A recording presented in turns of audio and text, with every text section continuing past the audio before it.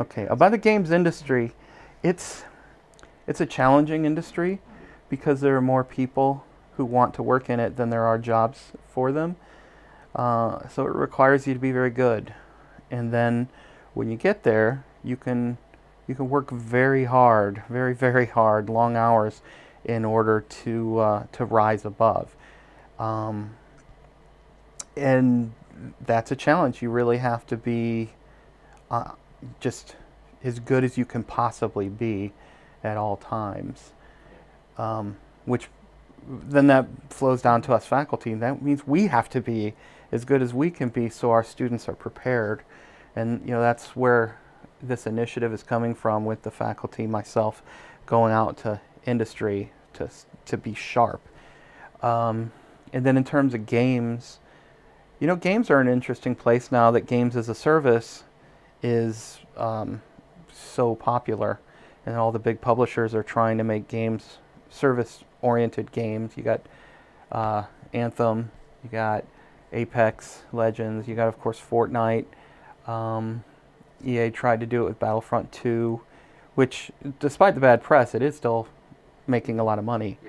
Um, and so every big publisher is going to be doing these games as a service because it's just so lucrative. But that is a whole other game development pipeline and a workflow that I'm not sure too many people have that figured out. I'm guessing the MMO companies like Blizzard, they're pretty experienced at this, of keeping a title going instead of just shipping it and then supporting it and then on to the next title. Where these games, they're evolving every week, and that's a different way of working on games instead of the traditional pre-production and then go no go and then production. This triangle. You're always in production, and so how do you manage that without killing everybody? And I just bring this up because it affects the way games are being made. It affects the way students get jobs making games and what those jobs are going to be like. And I think it affects the marketplace because if you have a game like that that is taking 50 hours a week or more of a player's time, that squeezes out all the other games.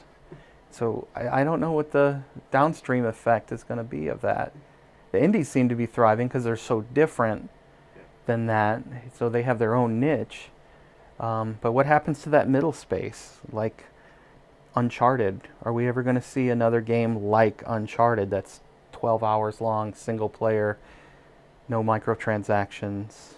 Is that over with now? I don't know.